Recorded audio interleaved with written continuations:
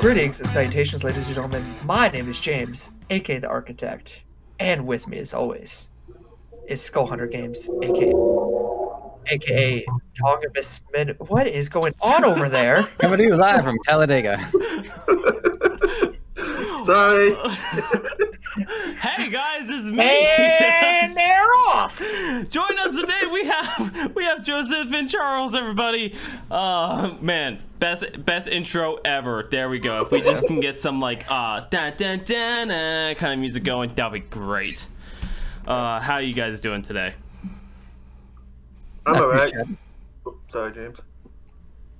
I was just gonna say that I was doing alright and everything. Just glad I'm not freaking passed out tired from mowing the lawn this morning. That's a good thing. I couldn't mow the lawn this morning even if I wanted to. I don't own a lawn mower. I have someone else mow my lawn. Jordan, come on. Come on. We stopped that hundreds of years ago. Stop it. All right, Joseph, how you doing, man? It's been a while since we talked to you. Speaking of mowing the lawn, would this be a possible transition into that razor blade that you've been using? Oh my God! Hey, hey, you know, mowing the lawn though. We are not sponsored by them, so I'm not gonna say the name, but I will let you guys know. That is the last time I try to work that into the show. No, it's great. No, it's really good. And if we ever get sponsored by them, I'll know that we've made it. But my balls feel fantastic, so thank you for asking. I know you were really worried about. Screw it. I'll say it was too good of a segue. So yes, I got the Manscaped Lawnmower 3.0, and it is fantastic. The boys love it. Oh hell yeah! Worth it. So back to me. I'm doing all right. A very, very small update this week. Small but significant. You guys familiar with English breakfast? Yes. The tea? Mm-hmm. Yeah. No. One of my favorites. It's become like a household name for me now. Yes. Bit of honey, bit of milk. It's not just like delicious in relation to coffee. It's just like, holy cow, this just tastes amazing. I can't believe I didn't discover it sooner. So that has marginally improved the overall quality of my life, and that's something I am just jazzed about. Just jazzed about it. Good. Have you had a London fog? I have. Okay. Does it kind of taste similar to it? Like for the English breakfast tea to the London fog? I think they fall within the same ballpark. Okay. Similar flavor profiles, but I'd have to go test and kind of like get back to you. I would say honestly do it, because when you have that thought in your head, you're going to be like, this tastes almost similar. Now, also your honey has a lot to do with it. But yeah, no, but speaking of honeys, hey James, you sexy beast. That was a terrible segue. You don't do my segues. I do my segues. Boy, now do your segue. Get us on the topic on episode 20 of the podcast. Let's do it. All right. Well, speaking of being around for, I don't have a segue for this because you messed me up. Thanks a lot, Jordan. Everyone, give Jordan a round of applause real quick. All right, cool. Thanks, idiots. Anyway, nobody else clapped. All right. Anyway, so we have some. My fingers. I couldn't. Well, wearing a glove, because that helps. Why am I wearing a glove? I'm not even typing. I don't have to worry about my arthritis while I'm just talking. Gloves are coming off. Speaking of gloves coming off, apparently the people over at Sony are getting sick and tired of poor people. So the Gamer is a reputable gaming news source. They report that the PS3, PS Vita, and PSP stores will be permanently closed coming this July. And what that means, obviously, is all digital content and any other apps that you use on your PS3, PS Vita, or PSP are no longer available. Now Inaccessible? Yes, completely inaccessible. Ouch. So not that anybody bought anything on the PSP, and that was a very good device just for emulating and modding, but still, in theory. Yeah, but I mean, so I don't want to say this as like insulting, but people who play video games regularly at this point probably have something newer than a PSP, PS Vita, or PS3. So this news really wouldn't affect those people, but I think we had this conversation a while ago when we were talking about how the Wii U and the 3DS were getting rid of their Netflix support and stuff like that. There are people out there that are still using these devices as some form of either entertainment or some form of just like the only thing they have. And just because we don't see it doesn't mean it's not happening, but it's still. So basically with Sony's, I don't know if it's just like, hey, these are really old. We can clear up some space. We can, start saving some money from not having the server host and all that, blah, blah, blah. So maybe that's what it is, but I don't know. What do you guys think? I'm going to be honest with you. I didn't realize the PS3 store was still a thing at this point. So, I mean, what do I know, though? See, that's actually intriguing. So we talked about this not too long ago, like 2 episodes ago, and I didn't know the Microsoft, the Xbox 360 market was even still up and servers were up. So finding that out was incredible. So it makes sense why the PlayStation 3 store is still up. I'm shocked about the PSP though. Like that's impressive for them to still have people playing the PSP. The Nintendo's really kind of sold everyone to go over there for their movable devices and having a day-to-day phone. So I mean that's big news to me. What about you guys? I didn't even know people still play the PSP, to be completely honest. And I'm you're looking at somebody who still has a freaking Game Boy, if you guys seen it. Oh yeah, I have a there's a blue box in my background that is a Nintendo 3DS, and beside it is my Game Boy Color and Advance. I'm an advanced boy. Pokemon, that's the only reason. I have a Switch, but I haven't played that thing in a while. I only played that for Pokemon.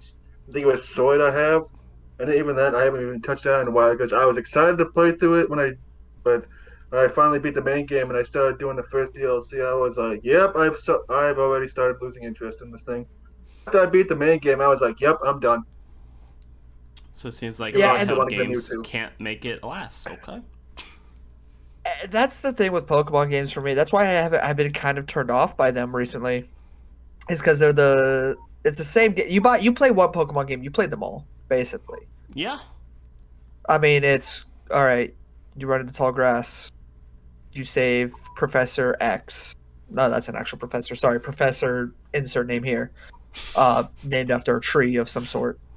And then you get a Pokemon, and then you travel, and then you go to gyms. Each gym is a puzzle, and then you beat the gyms, and then you win. Congrats.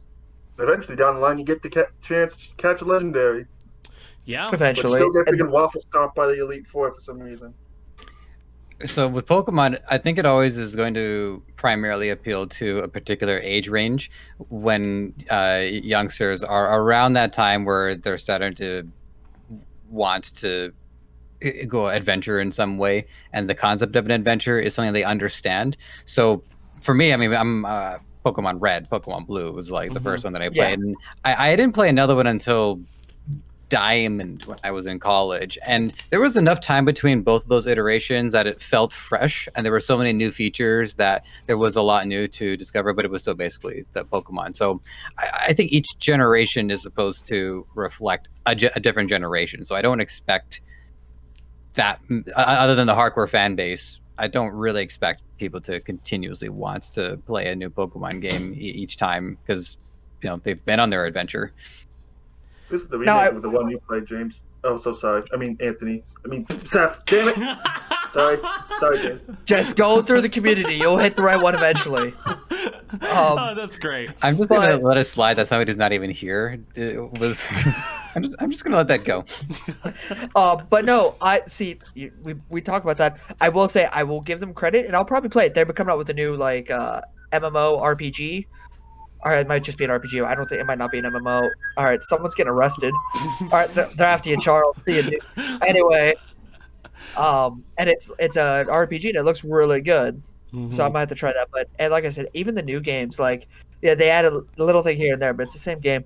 But back to the PlayStation part of it, though, like the stores are going to be closed, and I think it kind of fits into what we were talking about with the whole Netflix on Nintendo thing, like I brought up earlier. It's not going to affect a lot of people. It's going to affect the very small majority, or the very small populace of the people who have it. But I don't know. It's just so weird seeing that a console that came out, like it doesn't even feel like it came out that long ago, but yet it does, and they're already completely abandoning it. It's, I don't know, man. It makes me feel old. Okay, well, so with the PlayStation side, you said the PSP, the PS3, and what else did you say? The Vita. The Vita. What was the Vita? You said that. It was like Mindspace. It was a better handheld version of the PSP. Okay, and then follow-up question with that. Do you guys think there could have been a way that they could have saved? Because the reason they're not doing this is because they kind of are moving to new generations. I think they're just outdated. I think that's what it is. I think that's simply the thing. It's just they're outdated. The other reason why 360 still has servers up is because it has a big cheating community. I follow quite a few cheaters on YouTube. And Microsoft, like Xbox cheating is like a very big thing, and so they have a bunch of accounts on there. So it looks like there's, and I'm not saying it's just cheaters on there, but it's enough of a community to keep something alive. Okay. Yeah. So sorry. Yeah. No. I mean, there's like a bunch of different thoughts that I have on it. I was just trying to select which one. I think for me, it just comes back to what were the expectations set by consoles from the beginning. You have your Nintendo Entertainment Systems and your Sega Genesis, and it was a very simple value proposition. You buy a console to play games, and everything that we've described is still applicable to these systems, even though the stores are no longer open, because you can still pick up the physical media for them. I assume that you can still play the games at the very least if you can acquire the media. So the online stores, while we take them for not granted, but we consider them as a default, we expect them to be on the consoles nowadays. They are an additional feature, and these are premium features that are used to sell the player on the console sooner rather than later. You want people to pick up the console as soon as possible and to play the games as soon as possible so that they get the best experience. I actually find that kind of takes away from the experience because I don't like the idea. It's FOMO, it's fear of missing out. I don't like the fear of missing out on something. But I just come back to the fact that, well, look, this is still a console, still plays games. So as long as it meets that need, it's fine. I imagine if it shut down access, you couldn't even play the game anymore. That would be a bridge too far, but that's unrealistic. Yeah. That kind of influenced my decision recently. So my wife told me that, hey, because I really wanted a PS5 because, it looked really good and I haven't had a console in a while. And I was like, well, might as well get, top of the line when it comes out. Obviously, nobody's getting PSIs at the moment, and the lucky ones who do are scalping them, it looks like. So my wife was like, hey, you can wait for a PS5, or we could spend a little extra money and then get you a good PC because I know you're on there all the time. And so I went with the PC because the thing about the PC is they're never shutting down the internet. They're not coming out with Internet 2. Like, so that's just the way I look at it. You know what I mean? Like, yeah, I might have to upgrade some things in a few years, but it's still going to be cheaper to upgrade than it would be to buy a whole new console or play the old console until they finally shut down the servers, and then I'm forced to buy a new one. Like I said, they're not coming out with Internet 2. They're not coming out with PC 2. They're, so that really influenced my decision on this. So, also, I got a new PC. For those that don't know, it's very exciting. This is the first top-of-the-line PC I've had in a very, very long time. Actually, ever. I should say very long time. It's the first time ever I've had a top-of-the-line PC. So that's very exciting. I can play games now in good resolutions and competently, so that's good.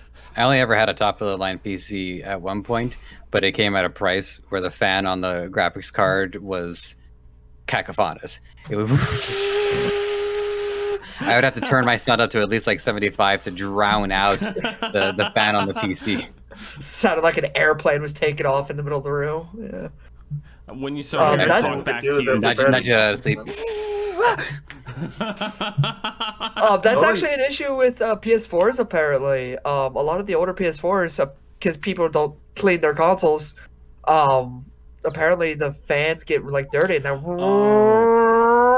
Yeah. just like you said fans, and I associate everything you said with people. Fans that'll get cleaned up.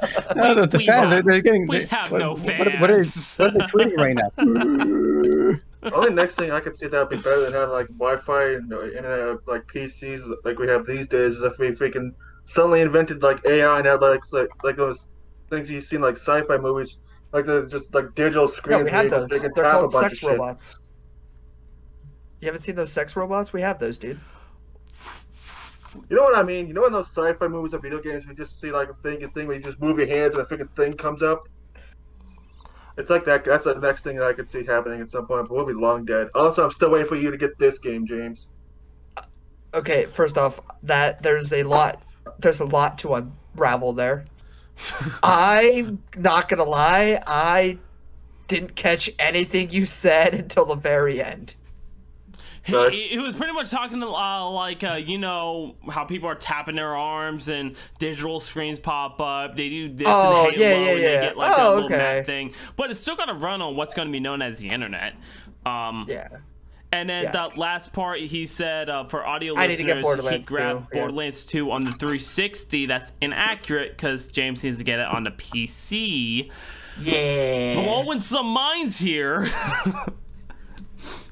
But to kind of wrap this up back into the PlayStation segment. Oh no. You guys... What? Oh, sorry. You guys all started for me for a second. I disconnected. I'm sorry. It's scary. I got scared. All right, we're not getting to the poop bag story today. We're not getting into the poop bag story today. That's for a special off time podcast. All right, all-timer. What's your all-timer favorite poop bag? Favorite poop bag? How many do you have? I go with the good old-fashioned wife's purse. It's always. If worse comes to worse, that's the place to do it in. It's actually funny. My wife doesn't use a purse, so it's perfect. It's the perfect crime. Anyway, you know what else is the perfect crime? Tax evasion? Correct. Tax evasion was the right answer. Okay. That was the right answer. But what I was going on was the perfect crime would be remaking Pokemon Go, but using another character and then trying to sell it. So later in 2021, Niantic Labs, the creators behind Pokemon Go, will be developing a new AR game for the mobile devices, and it'll be involving everyone's favorite little weird-looking critters called Pikmin. That's still alive. What do you guys have to say about this? Because as someone who downloaded Pokemon Go day one, and then it happened to be the day before I deployed to Japan, where I had to wait another 3 months before Pokemon Go got released out there. So I had the app, I just couldn't do anything with it because it wasn't supported out there. Japan didn't get it first? No, Japan got it 3 months after the US, and I think some parts in Europe got it before the US. That's weird because Pokemon started in Japan. It's licensed. It's licensed in Japan, yes, but Niantic Labs is an American-based or European-based company. Okay, well, Wherever it went first, either Europe or America, that is where the company's based out of. But basically, they're making the same game, but with Pikmin. I don't think you'll catch the Pikmin. I think they're just gonna like follow you around from the looks of some of the screenshots I saw. It's just I wouldn't call it an AR game. Maybe just being like an AR simulation. For those of you that don't know, AR is alternative reality or alternate reality, something like that. Basically, it's when like you hold your phone screen up and you're taking a video of something, but like things are going on in the picture, like stuff like that. So do you guys know the origin of Pikmin? Like how the idea came to be? Of Pikmin? No. Yes. I played a game on the PS2, I think. A Pikmin game on the PS2, but other than that... Pikmin is the Nintendo first property. Is it Nintendo? Yeah, it was something else. It was an original I think I know which one, but I'm anyways. I'll try to figure that out after. I'm So thinking Pikmin, the sock boy. Sorry. Pikmin is created by Shigeru Miyamoto, same gentleman who's known for Donkey Kong, Mario, Zelda, Yeah. and it's more recent in the Nintendo timeline. Initially, it came out during the GameCube era, and his inspiration for it was similar to his inspiration for Zelda. Zelda was inspired by him actually going into caves, and I guess he got into a fight with a bat. Whereas Pikmin was inspired by him doing gardening work, and the idea of this little microcosm of a world can be seen as very big if you are microscopic, which is the characters. Interesting. Yeah. So if you look at footage of the gameplay, it all takes place. Everybody is microscopic, and so a bottle cap, for instance, is like a group effort where 20 of them have to pick up the bottle cap and take it back to base. And so what I can see the potential, but I don't think it's going to be like the same gameplay style as Pokemon Go. Pokemon Go is about you roam around and you find Pokemon and you go to a hospital and apparently there's a gas leak there. I don't want to get into that. I don't know why I shouldn't have brought that up. But whereas with this, I think we've talked about that on this. We did. before. We did. Whereas with this, I think the idea that they're going for, I'm seeing it myself, is that they want people to maybe pay a little more attention to their surroundings, probably connect with nature a little bit more on that microscopic level. If people will be, I think I know where they're going with this. Where you're going to see people on their phones like scanning gardens and scanning grass and just like appreciating the little things, and they'll have their little Pikmin there that they can find. So I think that's what they're going for. Now, Pikmin is also a strategy game, by the way. These things die in the hundreds, as they should. So I'm not sure how they're going to integrate the combat into it, because usually the way they're deployed is Olimar, the main character, will throw the Pikmin at whatever the threat is. So I'm picturing people are going to be like on their phones and they'll swipe it with their fingers and they'll throw Pikmin at threats. So I'd like to see how they put this together that honors the Pikmin legacy. That's funny. Can I tell you guys a funny story? Sure. So one of my buddies, he has a daughter, and I forget the exact thing that happened, but somebody died, and his daughter said something along the lines, I don't know the exact words, said something along the lines of like, how do we know when we're gonna die, or just like a typical kid question about something like that. And this man looks his daughter in the face and goes, "Death's all around us, sweetie." Oh, you guys didn't think that was as funny as I did. That's fair. Anyway, so I think this is going to be interesting, like you say, because I thought I was referring to Little Big Planet, not Pikmin, when I said I played it on the old PlayStations. But I have seen these Pikmin before. I'm looking at pictures of them now. I have seen that. I think it'll be interesting. I'm interested to see how they do it. I hope it's not a Pokemon Go copy paste. I think if it's its own original thing, it'd be nice. You know what might not be nice, though, friends? What? What might not be nice is if Microsoft decides to ruin more good times of ours. So for those of you that don't know, we record this show on Discord. It's one of the more reliable voice and video streams, or voice and video streaming devices or services we could use. And Microsoft is in talks of buying it for just over $10 billion. And yeah, you're like, okay, good on Microsoft. They're buying a lot of gaming development companies. They're buying a lot of other companies. But if you don't count boom, put gaming developers over here, boom, non-factor. You just talk about the actual companies they bought. They bought, what was Mixer before it was called Mixer? They bought whatever that was, named it Mixer, failed, sold it to Facebook. They bought Skype, and then shortly after they bought Skype, no one uses Skype. Mm-hmm. Like, even my wife is about as technologically illiterate as they get, and she uses Discord instead of Skype, or she uses now Zoom for like her classes and stuff like that. So they really can't fumble the bag here. Like, as long as they keep things normal, like the only thing I can see changing is like I don't know, I know you've seen it in some Discord servers probably, the nitro boosters that they have where you can pay like a monthly fee and become like a member basically. So that maybe they could they're gonna change that maybe, but they really shouldn't be sticking their fingers in any kind of codes or anything like that, or else people are gonna find or create their own version of Discord and make it their own. You know what I mean? Oh yeah. I mean, TeamSpeak was huge for the longest time, and then when Discord came around, Discord was just a lot easier way of using TeamSpeak. And I remember the only reason why people were using Skype is because they didn't want to use TeamSpeak, because I think at the time TeamSpeak is very easy to start. Like, you could pull IPs and stuff like that because it's peer to peer. So what do you guys think about this before I go on a rant about how Microsoft might fumble the bag here and ruin Discord for us and ruin the show and then pull us out of business?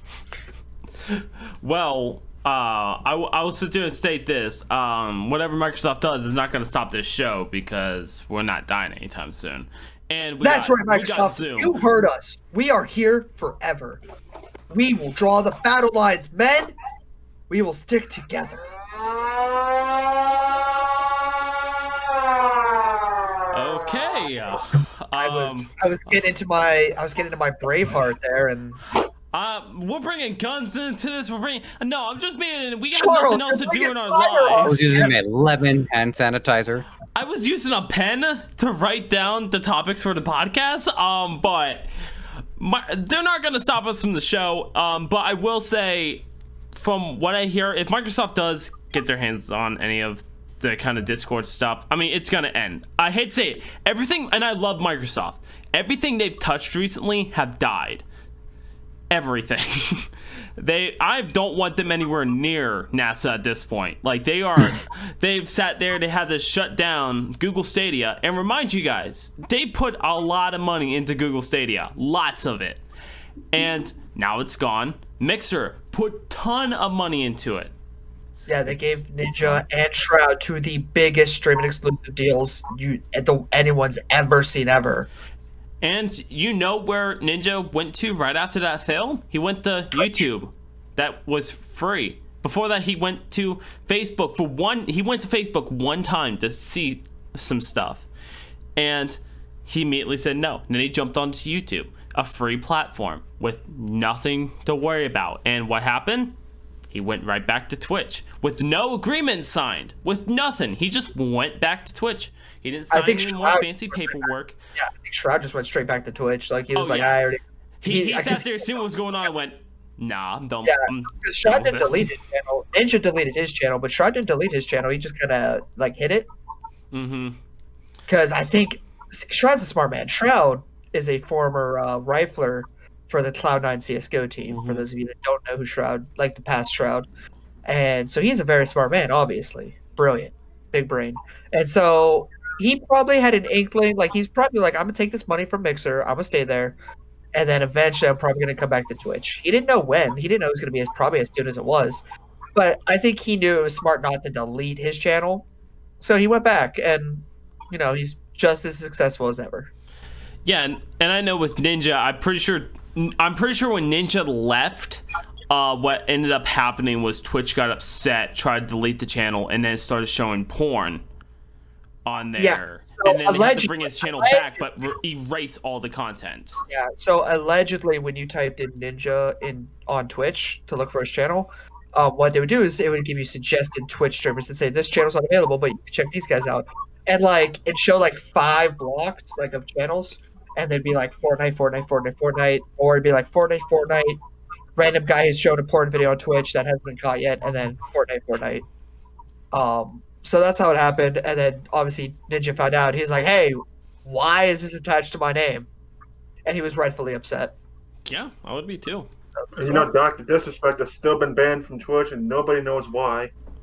There's some good YouTube theories out there for why he was banned from Twitch, and I'm pretty sure he kind of brought it up, but I think it's a legal matter that right now he really can't talk too much about. I've heard some things too, and we will touch on that when there is more info. But as of now, it's all theories or accusations and yeah, and with everything that conspiracies. happened in the last few years, I really don't want to touch that subject until everything gets brought up. But to bring us back on the topic, what do you guys think about the topic that's currently at hand with the whole Microsoft Discord stuff?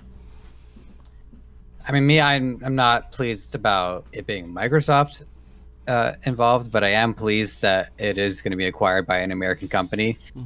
Just because, as my tinfoil hat side prefers to be spied on by something over here in the West rather than being spied on by China. So my philosophy is buy local, spy local. Yeah, enemies or friends close, enemies closer. That's my one silver lining in all this. Okay, go ahead, Charles. At this point, Microsoft is just starting to be like a monopoly without actually being a monopoly. And that's probably how they're getting away with freaking doing the shit that they're doing. It's like, you might think we're not a monopoly, but secretly we really are. Yeah, but I will say, we were talking about, the downsides of if they get it. Let's talk about the upside. Let's say Microsoft bought something like Discord here. If they bought Discord, couldn't that mean if they program that into like party chats and stuff like that and made to where we can actually do video calls on the Xbox, if they were allowing to do USB mic or USB stuff with webcams and stuff like that, couldn't it be a positive thing? I don't think they do USB stuff with webcams. I think this would be if they would try to do that, that'd be their way to try to sell everyone the Kinect again. I would hope they learn from that. Like when the Kinect got sold, the first one, it did great. Like it did great. I had it. It was great. It was an awesome time. And then when they tried to make everything Kinect, and then when they allowed people to play Call of Duty and people use their Kinect as microphones, that's when they should have said, annoying. Nah, they shouldn't have done it. Yeah, it just echoes. It echoes. I hate everything about that. You're good. I remember the crappy launch the Xbox One had when it first came out, when it was they were just trying to sell it as a thing you could watch sports and stuff on, and when you couldn't play used games on and everything. God, that was a freaking load. You had to have like a constant internet connection. There's a reason why we don't freaking have those things anymore.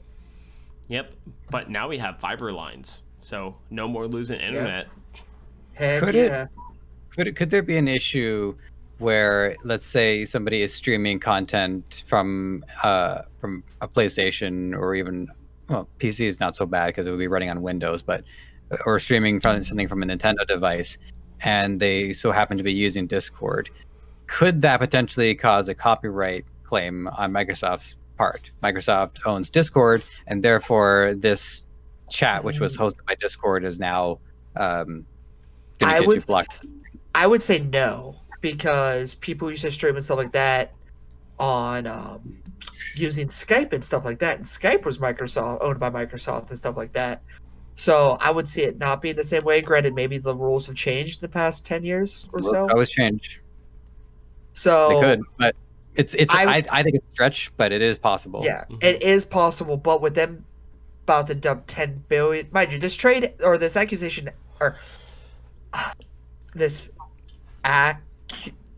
they haven't got it yet.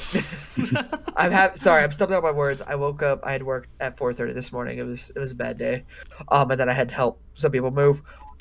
Anyway, they haven't gotten it yet. It hasn't been approved yet. But if it is, they're spending $10 billion on this.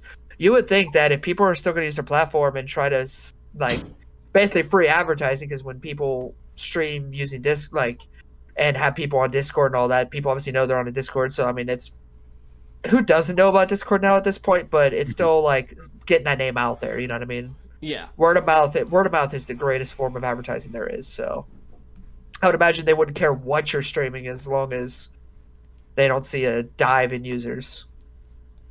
That's fair. I think as long as I can still do this with you guys and I can still talk to my friends and everything, I can still be a part of the different servers that I'm a part of. Mostly just ones with either friends or like my clan in Destiny 2, or ones that I'd be playing Halo with later, and this one dude I watch on Twitch and YouTube. As long as I can do that stuff, then I don't care what Microsoft does. I say this with no hyperbole, but I think Discord over the course of the last year has probably saved a lot of lives. A lot of people isolated, not having any way to make contact with others, be able to basically join any community based on anything you're interested in, and to be around like-minded people. An extension of Reddit, because Reddit is all text.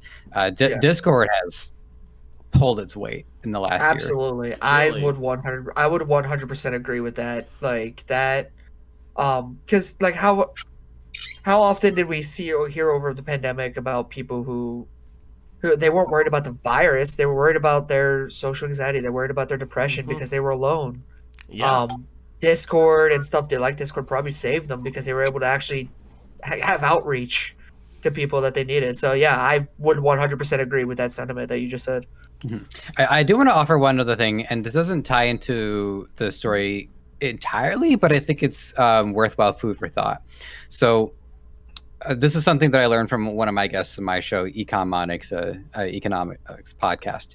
His name was Matt Barnett, and he runs this company called Bonjoro, and their whole technology is based on sending video messages to people instead of text messages or whatever. That's the important part. The important part is that he observed that if you look at the development of Zoom, initially it was a business-based platform.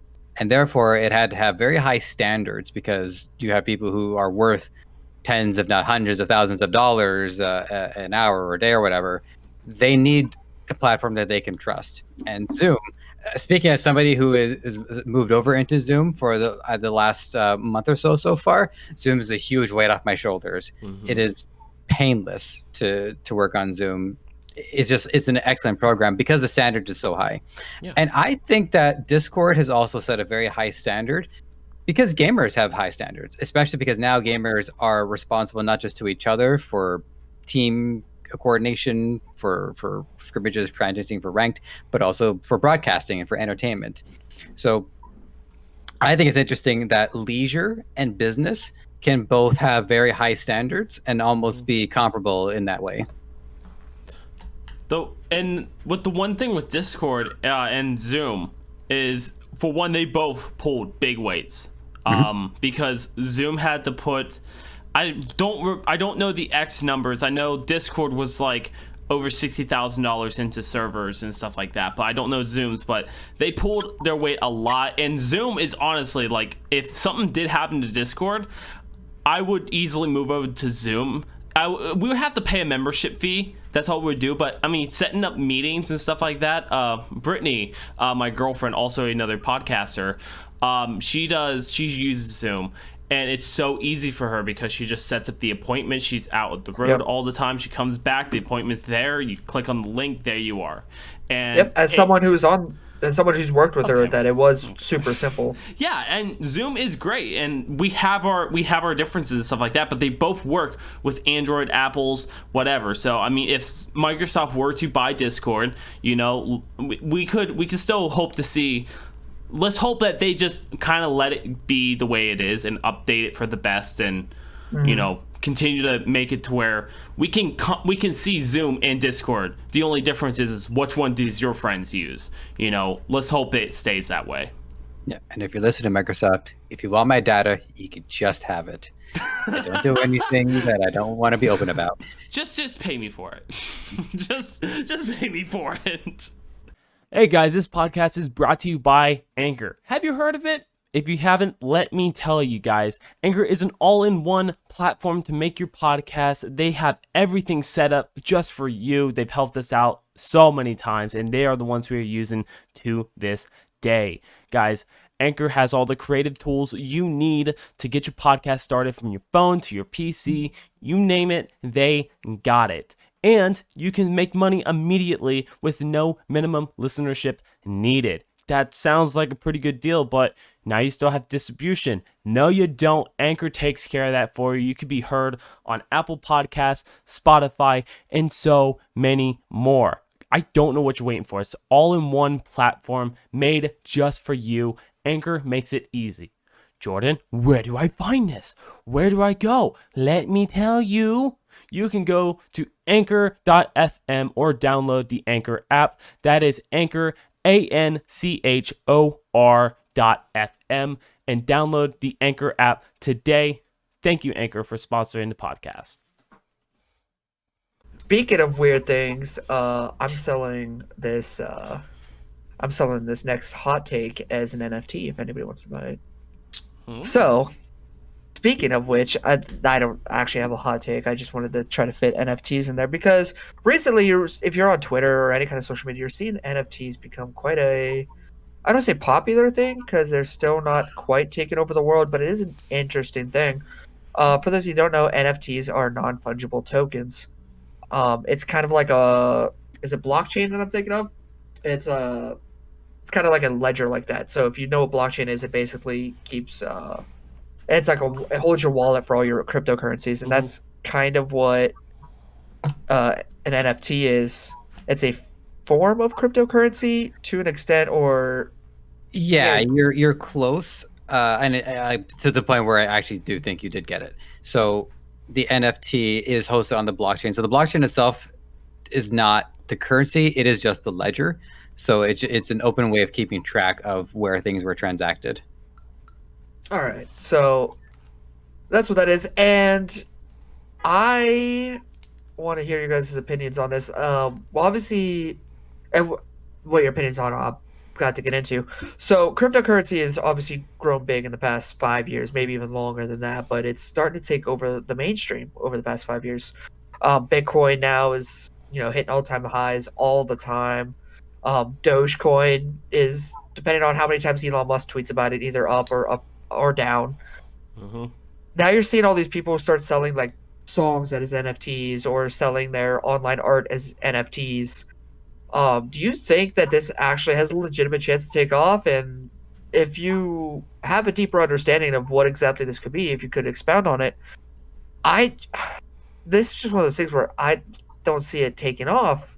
I have a hot take about Bitcoin and the U.S. economy, and maybe I could spot that out afterwards, but I just don't see this being one of the more popular ones. I don't know why people are talking about it as much. Maybe you guys can help me out here. Sure. So what I'd like to do first is I'm going to attempt to explain this properly. Okay. I think what we should do, by the way, is put the link to the video that I had watched, maybe in the comments, so that the audience could brush up on it afterwards. Yeah, I could shout it out right here if you want. Well, Do it. no matter what, the All link right. will be in the description down below to Yeah, the so- exact video that we're talking about. Yeah, so there's a YouTube user named Crypto Casey, and they made a video called "What Are NFTs in Crypto?" and then has non-fungible tokens. It's a beginner's guide, which was very informative. For the first 15 seconds, I needed to watch it to know how to pronounce it. We'll go back and watch it, but I think Joseph watched the full thing, and so The bar was set very high based on those first 15 seconds. yes. Okay, so you have to understand what's the difference between fungible and non-fungible. A fungible token or form of currency is something where if I were to have an exact replica of it or another version of it, there would be no difference in value. So a dollar bill is fungible because another dollar bill has no reason to be of different value.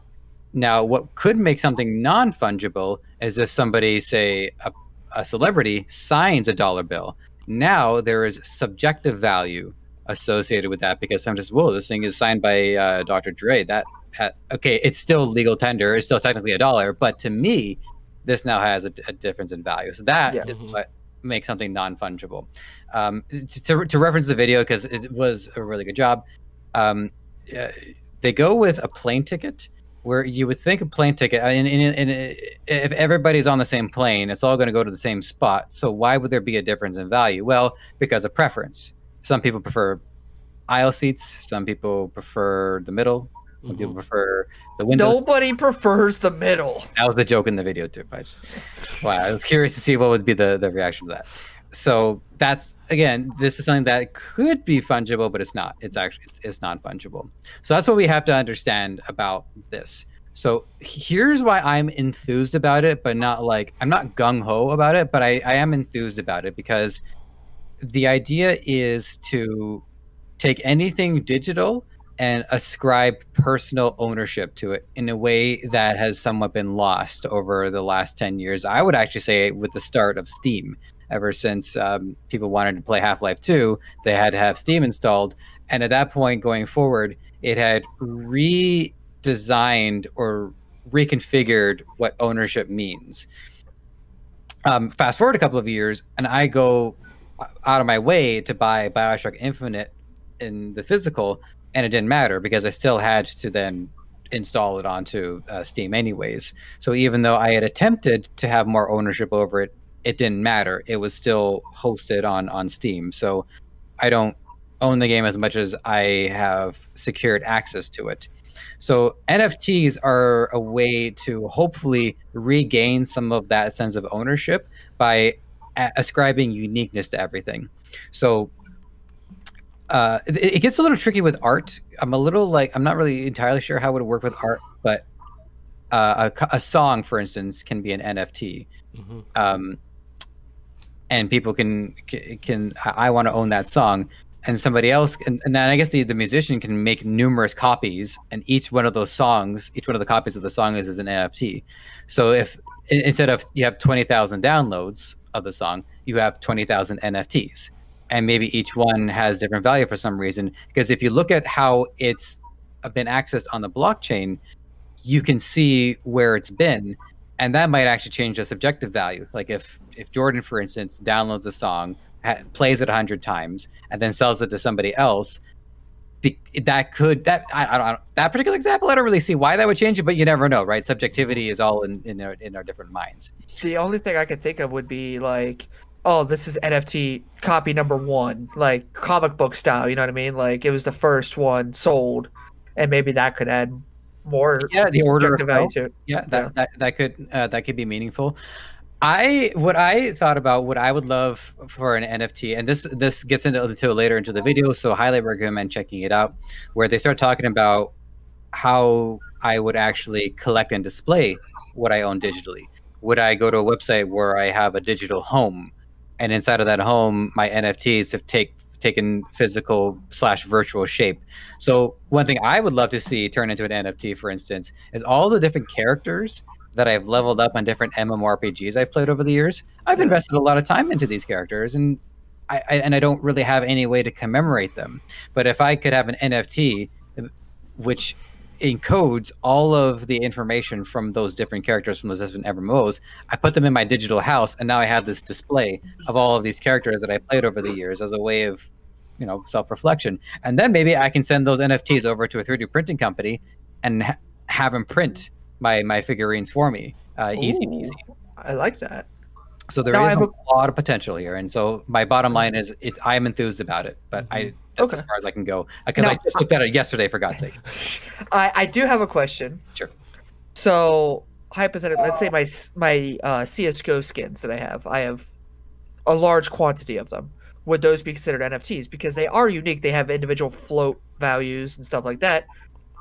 Or would they just be? Why they're? I mean, technically yes, but also technically no. I think the thing that it's digital. It's a digital asset that you are free to trade, but there are limitations to how you can trade. You can't, I don't think, take that onto a free marketplace. That sorry, I didn't word it right, but there are restrictions to how it can be accessed. So the idea of an NFT is it's a catch-all, decentralized trading mechanism, so that you can go anywhere you want and sell it. You want to go into eBay, they have their NFT section. You want to go that. Yeah, that's the limitation, and that's why it's the conflict between access and ownership.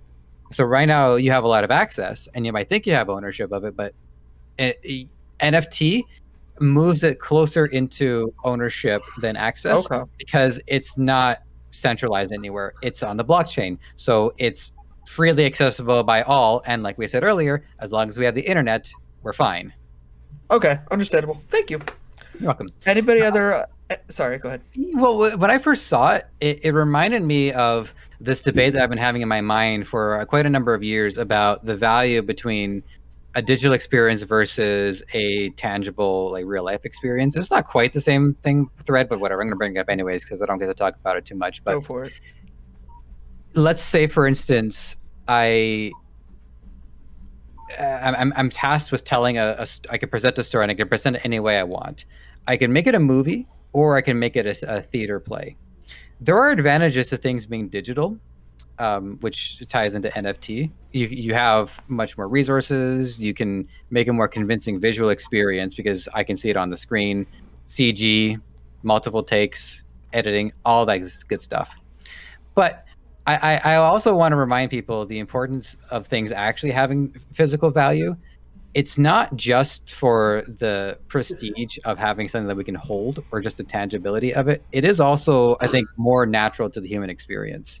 Where like if somebody paints a picture for Rizzle and I go to the art gallery and I can see the brush strokes myself, there is a higher degree of connection there than the digital. So what I was worried about with NFTs is if they were going to try to attack what makes seeing things in real life valuable, because a soul painting is a soul painting. It is owned by either an establishment or a person.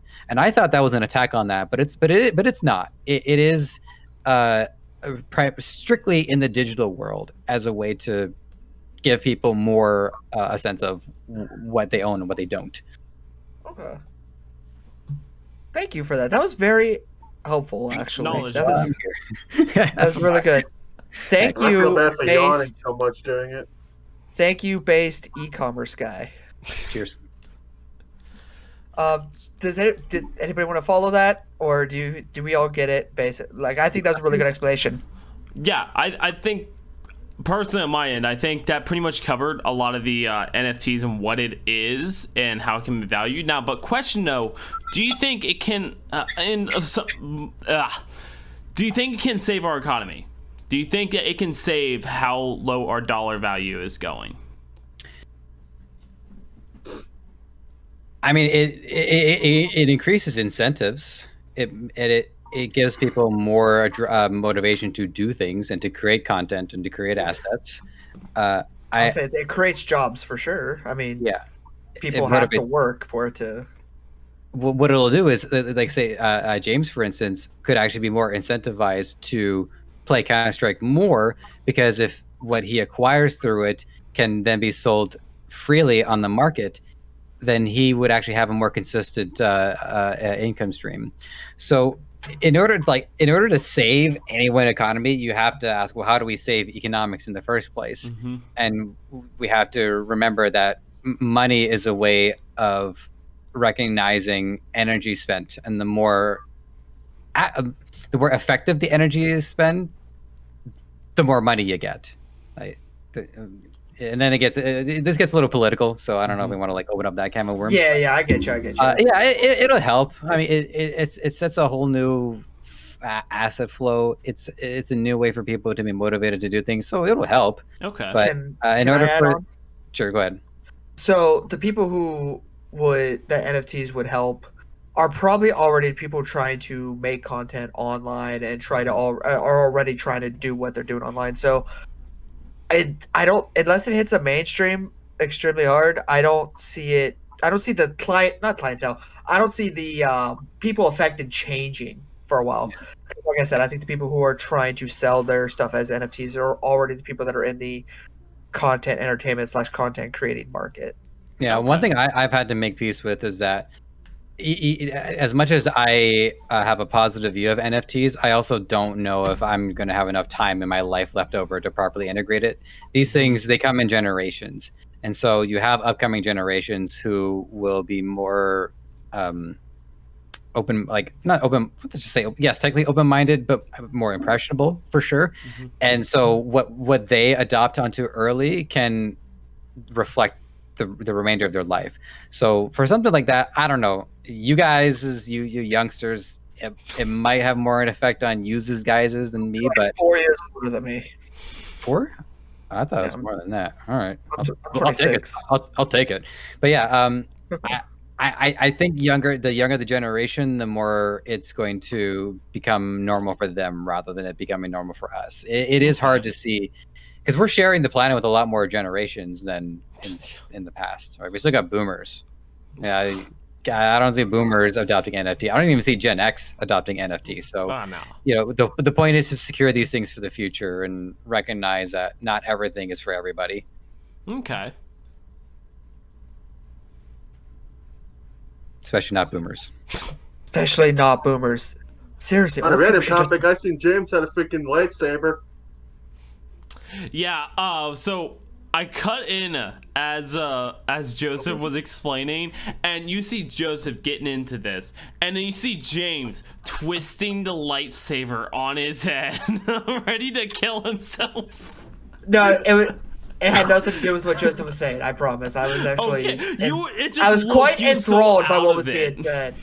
No, when I'm out of it, I start doing stuff with my hands. I mean, Okay. other than pretending to kill myself with a lightsaber, I guess. No, it was just like it was just a fidget thing. It wasn't like Okay. like a, Is oh it my one of those gosh. lightsabers that you just- Sorry. What's up? Is it one of those lightsabers where it has a button that makes a thing come out? Oh, it's one of those ones. Yeah. The I think I one have is, that same one too, but there's like a safety hatch where you have to press it down in order to let it out. Otherwise, Oh. it'll. that one I right like this there, one. the Kylo Ren one that's kind of being blocked by the bookcase. That has the button that actually lights up. And then I have Darth Vader's right behind me. I And want it's one of one those of the lightsabers from. Sorry, I want one of those lightsabers GameStop has. Oh, Especially yeah, if those it's ones like are Darth nice. Vader or something. Yeah, I got this when I was working my old job in the military, and I had no money, so this was just what I could get at the time. These ones were like $9, so I was like, cool. God, I've always You wanted. steal it from some freaking toy store in It's Japan like, or I something. would love stuff like that. I would love like one of those $600 ones, but like the ones Yes. that totally withstand full-fledged, full contact battles. Absolutely. I want to get And- one of those ones that can full on disintegrate boomers in the middle of the street. They Wait have for that. far You just have again. to Yeah, James. be prepared to carry a great deal of weight. Your training might pay off by that way. Oh, also, since Nerf has been integrated into this episode, I only got to do this for like a month, but a bunch of friends and I, we really got into Nerf, and we would do honor system. If you get tagged, you're out. But everyone was allowed to have lightsabers on them, so or some kind of melee weapon. So it got to the point where we were actually like deflecting Nerf darts using our lightsabers. Oh, that's actually pretty That's cool. cool. Yeah. That's cool. Yeah. Jedi practice. Exactly. All right, well- and the darts they're fast, so you got to have reaction time, but they're not so fast that you can't like actually deflect them. That's All right, still cool though. I want to see that. That I think we found our all-timer segment for the end of the show. But before we get there, we do have to talk about a couple things. Does it involve poop? Unfortunately not. You missed our poop segment. And apparently Australia's missed the target here. What's that? If anything, it was going to be the number 2 segment, but Oh, because poop is number I 2. I- Yeah. Yeah. I'm a triple threat. Speaking of being hilarious. speaking of being hilarious, you guys want to hear a funny joke? Australia. So apparently, Australia has banned another video game. They've banned quite a few video games the past few years. They banned another one called Disco Elysium. I don't think it's come out yet. I think that's how it got banned, is because it went to their version of the ESRB, which is the Australian classification board. That's what it was. The Australian classification board, which is like their version of what we call the ESRB. They went to rate it. They said no, it's not getting rated.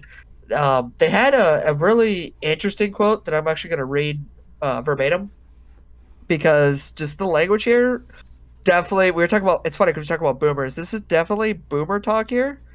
So, sorry, my link is acting out. So the exact quote that the classification board gave as to why it was denied was, "This game is against the standards of morality, decency, and proprietary generally accepted by reasonable adults." I haven't seen anything about Disco Elysium. The article here says it does feature sex, drugs, and crime, but that's like every rated R game nowadays. Like, Yeah, it's like, what else can you do to get that rating? I mean, so unless there's some like illegal, well, I mean, I'm saying like drugs and crime are illegal, duh. But I'm saying like unless there's like scenes in there like depicting just absolutely awful things, like anything like involving children or anything kind of weird like that. Like, I don't understand why it would get banned unless it does have something to do with that. Do you think Australia's in the right? Well, I'm not gonna ask that because obviously you guys are all gonna say no, Australia shouldn't have done that. But why do you think that they are? Do you think that Australia has some sort of morality? I want to call it a complex, but why do you think that they're looking out more for this kind of stuff? Where is the game getting made from? Like, do you Dude, know it's some sort of indie game. I don't know. because I know there's been a handful of countries that's trying to stop different makers from other companies or from other countries to get involved with there. I know we talked about it not too long ago on the podcast about countries banning games or banning TikTok from their country. You know, I know we talked about that a little bit. But they probably I think they're doing the right decision, but I don't know why I haven't heard about this game. I honestly have no idea what the game even is. I haven't heard about it either until I heard it got banned in Australia. I have no idea. What about Charles? Go ahead. The reason why I was looking at my phone is when you guys were talking is just because I looked up the game, and from what I could tell, it looks like it's just a game that's like the original Diablo games, but it's involves like doing criminal related acts, whatever. And like I said, I looked it up, and that's just from the pictures and everything, and even like what I think was the cover, it looked like there was some shady stuff going on in the game. Yeah. But I don't know. It's not my cup of tea.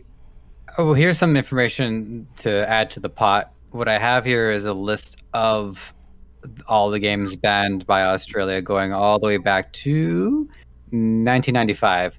All right, let's see if we can see a common. Let's see if we see a common denominator here. Okay. There's ballpark probably about 20 games here on this list. Okay. So there's the name, there's the reason, and I'll just say as many as until somebody tells me to stop, I guess. So going backwards, Disco Elysium 2021 banned because of drug use related to incentives and rewards. Psychedelic Craft mod from Minecraft banned due to adding drugs. Hotline Miami 2019 originally banned due to an implied sexual assault scene. The game was later given an MA15 rating on the 7th of May 2013 for strong violence, which was then updated to an R18 rating. Yada yada. Sorry, that's just a technical mumbo jumbo. Katana Zero 2019 originally banned through the IR system. Doesn't say why, but I looked it up real quick. It was like super violent, like Jello explosion violent. Yeah. Super Blood Hockey 2017 banned because of drug use related to incentives and rewards. All right, I think unless there's some good titles coming up, I think we can kind of see the pattern here.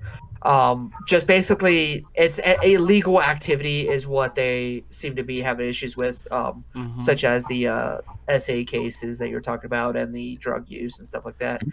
So it just seems like they don't want to promote or glorify any illegal activity, which, hey, that's their prerogative. I mean, that's coming from their elected officials that those people voted for. I mean, because I don't think Australia's a dictatorship, right? Like they vote for their elected officials. So I'll leave it at that. People can still play Grand Theft Auto over there. I was about to say they did not ban Grand Theft Auto, but they did ban. And guys, you can just easily Google search this for the listeners out there. You can just easily they have a list of them. They have Saint Throw. They banned that. They sat there, banned one of the Mortal Kombats. Silent Hill Homecoming. So it seems like they're just trying to stop as the Silent Hill Homecoming. They did do a bit of a drug scene in there, and I think that could be a good reason for it. And there's a lot of violence, and I think there's a little bit of nudity. I think it's just like kind of cover boob. Oh yeah. But honestly, good. Like when it's all said and done, I mean, if people really want to sit there and play these games, I hate to say it, we have people who will sell it to them. Yep. Yeah, there's easily. VPNs, there's other things. So here's the thing. I have a very libertarian approach to this. Okay. Here's the thing. Just sell it, tax it however you want, make the money off of it. I mean, if parents are good parents and don't want their kids playing it, they're gonna not let them play it. If parents are just like, you know, whatever, our kid's responsible enough not to play Grand Theft Auto and go steal a real car or whatever, you know what I mean? It should be up to the parent if they're worried about what their kids are. And if you're an adult, adults should be able to make decisions based on their own, like just on their own accord. So I don't agree with it, but that's because when it comes to rules and stuff like that, I'm very laid back when it comes to certain things.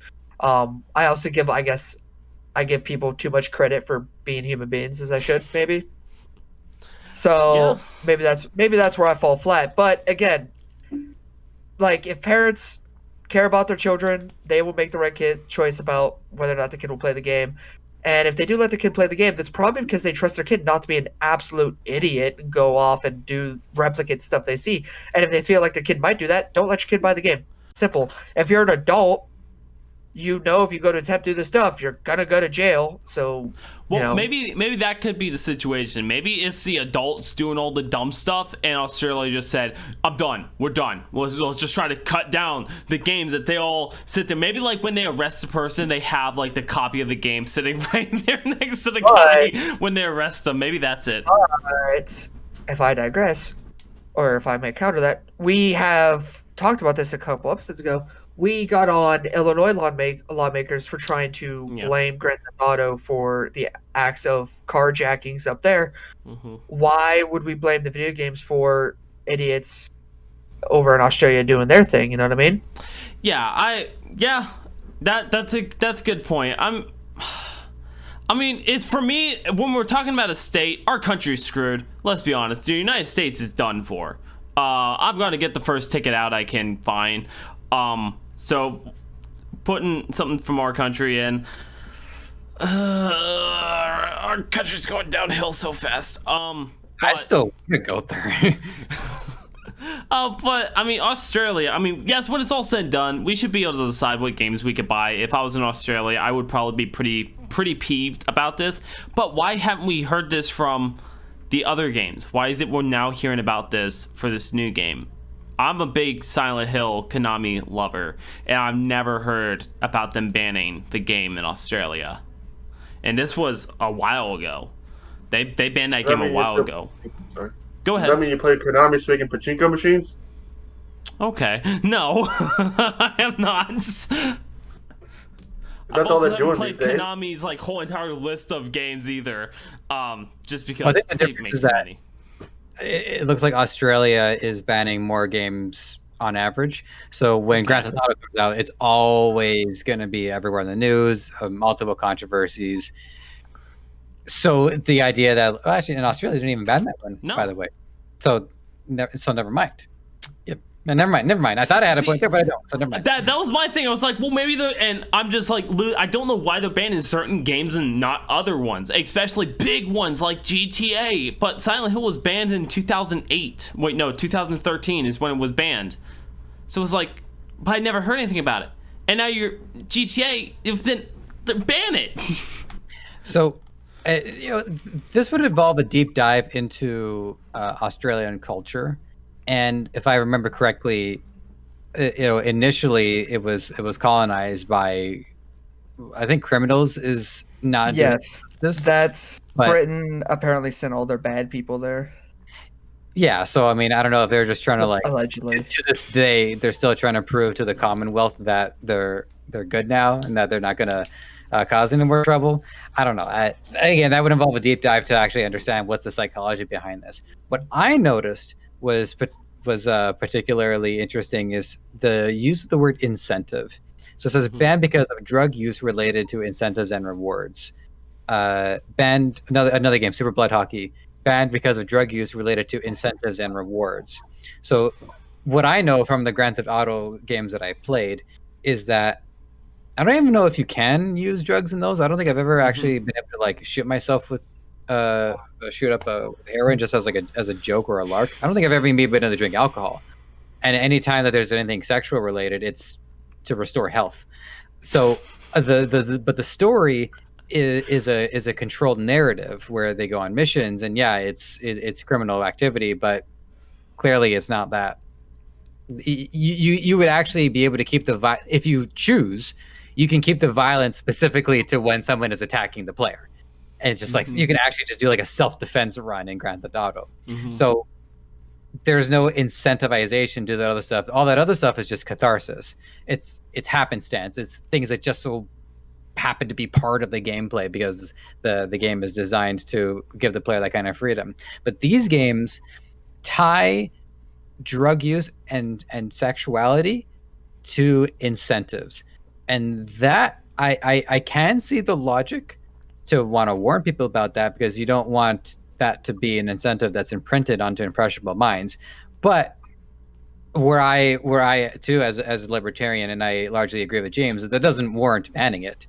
That just warrants a strong caution of please be advised, this is exceedingly graphic content, and this is a misuse of drugs and misuse of sexuality. So I'm all for laying out the information. I'm all about that. Yeah. But banning, it just creates more of an incentive. You have this whole this is a bunch of games I'm looking at right now and be like, I'm gonna play that, I'm gonna check that out, I'm gonna check that one out, check that one out. Ooh, Valkyrie Drive, Bikuni. Yeah, that sounds right up my alley. So I'm just trying to imagine how many people are like actually more inclined to play these games because they are against the law to play. It just adds to the allure. It doesn't. It's not a disincentive. It's an incentive. See, I would love to talk to one of these people about it. Playing on it is just like, yeah, it's banned. Might totally want you to play this one. I should play it. It's a lot of fun. It's from the Australian government. See, I'd love to talk to somebody who's not in the government up there, but just has more of an insight, because maybe there's just something that we're not seeing. I don't understand why they're doing it. I feel like they shouldn't, but in the same sense, I'm kind of like, maybe they're trying to do it. Maybe that will help. Obviously, it doesn't. There's crime everywhere you go. It's the whole balance. Wherever you're gonna find good, you're gonna find evil. It's the whole balance act. What is it? Yin yang, whole thing. So. Remember, Australia is part of the Commonwealth, so it could actually have something to do with their relationship with the UK. I'm speculating, but there could be something to it. I'm so intrigued by this, because I'm a person who, if I don't know something, I would love to know it. If someone has like a little piece of knowledge and it's like, this is the reason why the Australian government does this, or this is the reason why the US does it, I'd love to know that kind of stuff. So I'm really intrigued out there. If anyone's out there who has an input on this, make sure to leave it in the comment section. Find us on social media platforms everywhere, and let us know. Yeah. I think one last story I want to bring up is I want to give a good old rip in peace to my favorite esports team. So if you don't know, I'm a huge Cloud9 fan, as I've probably said 1,000 times. I'm also a huge Counter-Strike fan. Cloud9 is actually what helped me get into Counter-Strike. Sorry, it's a sad day. As of yesterday, March 26, 2021, the CEO of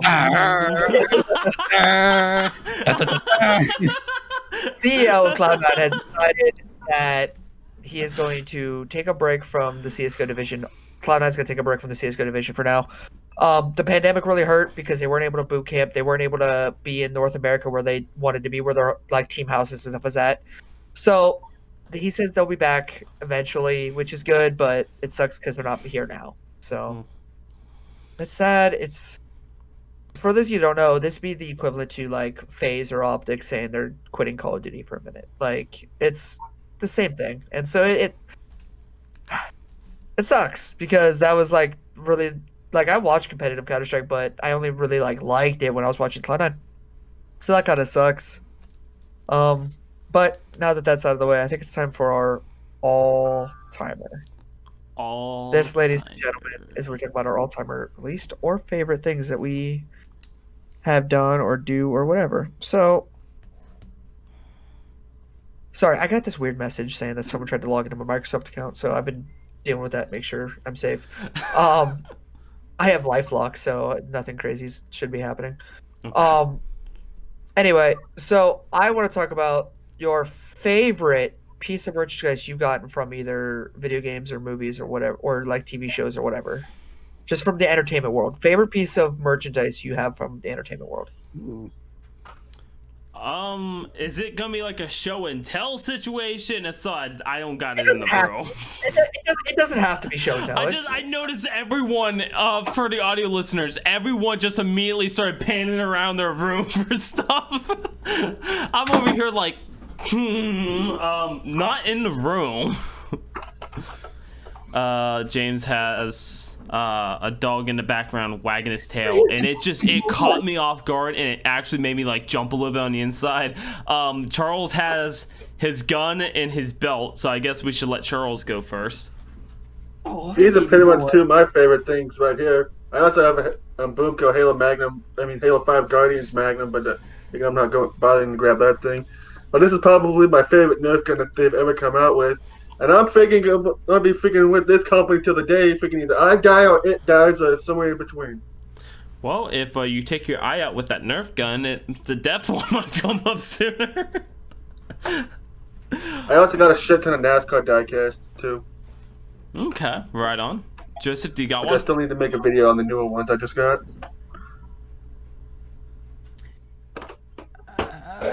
I guess I gotta go with my my Hylian fluid containers.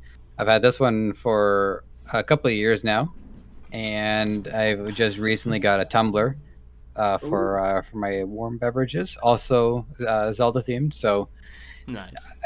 I like that that Zelda swag can be subtle.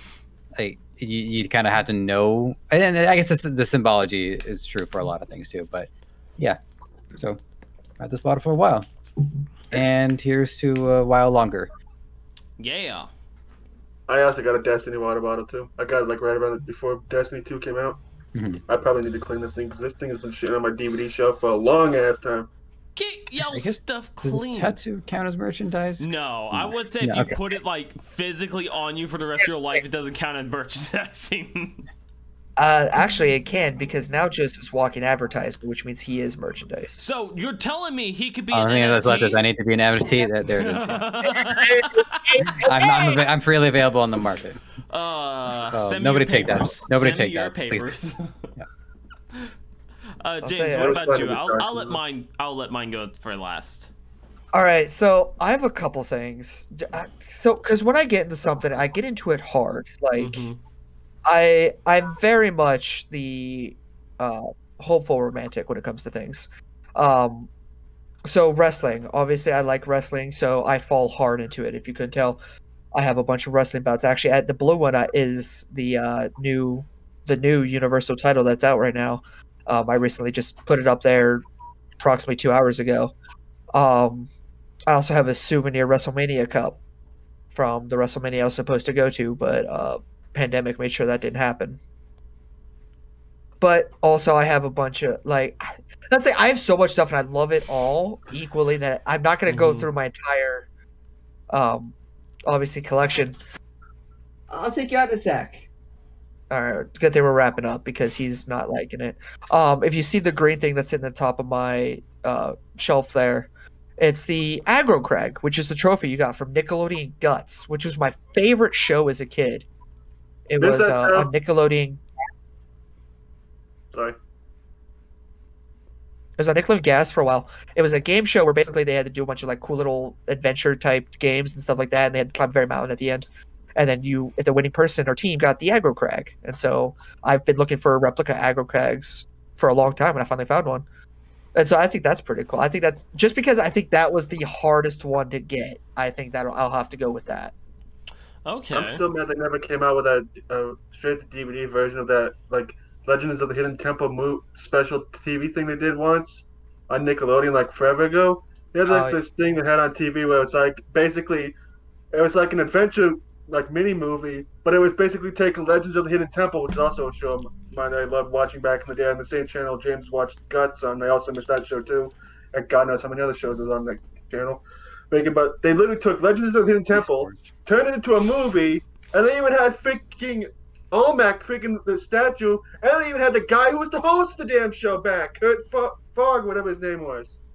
And even at the end, when they were escaping from the temple near the end of the movie, they even had the same countdown timer in its spot they had in the show. And they even had the freaking temple guards too, and it was like Why isn't this show back? Why didn't you come out with a DVD version of this? I would have bought that. Fucking miss that show, man. That was a good show. Old Nickelodeon slapped. All right, Jordan, why don't you show us? Why don't you show us yours or tell us yours or whatever? But say I can't. I mean, a lot of it for the audio listeners. I'm sorry, but a lot of it's in my background. The biggest ones for me is honestly, my favorite like merchandising, especially from the gaming realm, is like Call of Duty. That's one of my favorite ones. I have a little Lego Humvee back there. One of my best things. I love Call of Duty. It literally started my gaming career. And I have a lot of Achievement Hunter, Rooster Teeth merch, because they are the ones that I'm trying to be, I guess, in a sense. Like they're the ideal goal for my channel and for like it inspires me to continue to do what I do. And then I guess for a little piece of it, I got right here is a crypto coin, XYO coin. It's what kind of got me started with the whole better financing and better doing the stuff for me. That was based off an app. It's literally a coin app you can download and you mine. You're pretty much mining data and stuff like that, walking around your neighborhood. But it kind of helped me do better with my finances. So everything I buy has a reason. It's not just because looks cool. I'll get it. It's because of it's something important to me. It done something important in my life, or it had a big impact in some sort of way. So. But honestly, anything in my background is honestly something that I quite enjoy that I bought from a fan base. But funny thing is, the first piece of merchandise I've ever bought was not from Achievement Hunter. It was from a YouTube channel called Demolition Ranch. Was the first bit of merchandising I've ever bought. Cool. Golden AK. That's the only reason. Those are golden AK on this shirt, and I can get a gold coin if I bought a shirt, so I did it. Nice. Yeah, it was all right. It was all right. Not gonna lie. All right. Well, I think it's about time we go to the sellout portion because I had something else, but I forgot it. I love how we started calling our ending the sellout portion of the podcast. Yeah, that's basically what it is. Guys, we're selling out. So while we're selling out, oh wait, yeah, before, so Call it the power bar because it's full of plugs. Oh, I like that. But it sounds like it's gonna be a cool segment. I say, all right, guys, time for the power bar. Everyone's like, yeah, and then it's just us selling out, and they're all like, wait, this sucks. So I'm on this journey, and I will keep you guys updated. But I feel like this is important to share. Okay. I am currently in the market for a comic book. I'm looking for Edge of Spider-Verse #4. And basically, you know about the whole multiverse theory, infinite number of possibilities, blah, blah, blah, blah, blah. In this universe, in Edge of Spider-Verse #4, Spider-Man is a bad guy. Like, he tortures insects, stuff like that. So while he's torturing a spider, it bites him, he gets the powers, but instead of becoming a hero, he, eats his uncle. So, he becomes, an actual, Spider-Man, and it, I think it's really cool. So I'm looking for that. I can only find the hard copy version that has all, 64 or whatever books that are there, and it's $80, which isn't a bad price. I just don't want to spend $80 for a hardcover giant book when I literally only read one comic out of it. So I'm on the look for it. So wish me luck, and I'll keep you guys updated. Okay, dude. Good luck. Good luck with your journey. Also, make sure to I have a bunch of comic stuff here in town that people are just trying to sell. There's been people who said they found $50 comics out of it. So leave the name in the Discord chat. So I can also keep an eye out for it. And worst case, I'll send it your way. But sellout portion of the podcast, I love the idea of the sellout portion. Charles, go ahead and sell yourself out and tell us how much you're worth. I really like watching somebody freaking trash on freaking certain wrestling promotion because of stupid decisions that make, or just somebody making video games plays is the best way possible that it can, and eventually with somebody have freaking commentary on them. And just subscribe to my YouTube channel, CJ the Lone Wolf, which is a slowly freaking growing YouTube channel and everything. Yeah, that's pretty much things that I like to do on there and everything. Right on, right on. All right, Joseph, your turn. Thank you. As always, I host an e-commerce podcast called Ecom Onyx. That is ECOMONICS, and it's a great way to learn about everything that's going on in the e-commerce space. And I will say there is a lot. My head has been jam-packed of information this past year. It hurts because I am learning so much. I like, as somebody is like, been to school, been through all that. I did not think I was going to be learning as much as I've been learning the last year. Mm-hmm. There's a lot. And also too, I tend to forget about plugging some of my other stuff that I do too, because I don't update it very often because I suck. But I do have my creative writing bent, and if you want to see some of my creative writing, you can go to giantenemycomic.com. Haven't updated anything in a while, but I did put out a lot of content for a while, so there was some good stuff in there. I have a YouTube channel as well called the Giant Enemy Channel. There's a series I used to do with my friend Matt. We still want to do it, but we haven't found the time. It's called We're Not Pros. And you can see some of my thought process that you hear in this show and how some of that developed, because we did about like 40 or so episodes of just like different subjects, but like game journalism, save states, I think, was an episode. So I've been around, and I have to remind myself to plug all that good stuff too. So yeah, I'm done. What was it, Seth? Because I was actually going to subscribe to you. Giant Enemy Channel. Okay. Yes, and then I'm gonna try. And for the people who don't know, obviously, Skull Hunter Games, I edit the podcast, I make the descriptions, all that. I'm going to try, and keyword try, and I need everyone's help. I'm going to try to sit there and put all the social media links down in the description below. If you guys could send them over, that would be great. But we're going to try to put it all down below. And then, yeah, Skull Hunter Games, aka Skull Hunter Podcast, is all me. Come and join us when the podcast is released. We usually will sit there and stream some CSGO. We keep kicking it off. We keep getting better and better. Last week we had Arth and Joseph on. That was fun. And oh my god, honestly, like, that's not what we ended up doing. Is never going to top like the best stream. Like every podcast, we're like, man, every podcast keeps getting better and better. That's like the top CS:GO stream. Like, I don't think we're gonna be able to do that good again, and just how everything was. But man, it was so much fun. I could do that again. Okay. Oh, if you think you could do that again, then okay. I've been practicing on my own. I go into. I saw you online the other day. If you saw me online, that was a mistake. I tend to stay. I stay invisible. I just log on and I just try to like kind of get a grasp on the fundamentals and just work on my aim, work on my anticipation. Man, Counter-Strike. What I really like about that game, and I know we're almost done here, but really like about that game is how you have like attack and you have defense, but both factions have to do attack and a defense at different points, because once the terrorists plant the bomb, they switch to defense, and then the counter terrorists turn to attack. Yep. I never clicked. That never clicked when I played it when I was younger, and it only clicked like last week. And I thought, wow, that is very clever. It's for a game so hard, because if you're used to playing so aggressive, and then you're being the terrorist and you have to start planting a bomb, it really just changes with you. And usually I'm good at like playing aggressive. I'll run it with the shotgun and just going, someone gets in my sight, they're gone. But so then before when it goes in defensive, can't do that. So before I sell out, I want to. So I put a timestamp in Joseph's or Jordan's last video.